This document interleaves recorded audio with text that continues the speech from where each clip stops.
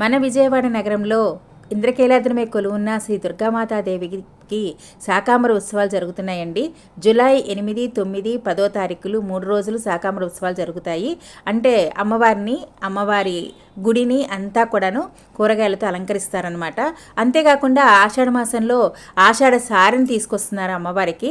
ఆ విధంగా అలా తీసుకొస్తున్న భక్తులను ఎంత కళకళలాడుతుందంటే గుడి చూశారు కదా, అలంకరణ ఎంత అందంగా అలంకరించారో. చాలా బాగా, అసలు రెండు కళ్ళు సరిపోవండి, అంత బాగా అలంకరించారు.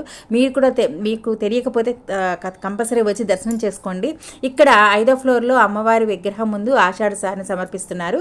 ముందు పైకి వెళ్ళి అమ్మవారి దర్శనం చేసుకొని ఆ తర్వాత ఆ సారిని తీసుకొచ్చి ఇక్కడ అమ్మవారికి సమర్పించి ఆ తర్వాత భక్తులకు పంచుతున్నారనమాట. ఆ విధంగా మేము కూడా ఈరోజు వెళ్ళామండి. చక్కగా అమ్మవారిని దర్శనం చేసుకున్నాము. ఆ తర్వాత మల్లికార్జున స్వామి గుడికి వెళుతున్నప్పుడు ఇక్కడ తాబేలు కొలను కూడా ఉంది. ఆ కొలను కూడా దర్శనం చేసుకున్నాము.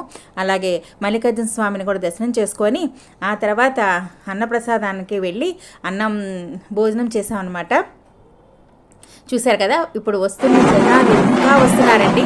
ఆ జనాల్లో ఆ మేళ తాళాలతో అమ్మవారికి సారి తీసుకొస్తూ అక్కడ వాళ్ళకి ఆ దీనితో చేసిన డ్యాన్స్ని చూడండి, ఎంత కన్నుల పండుగగా ఉందో.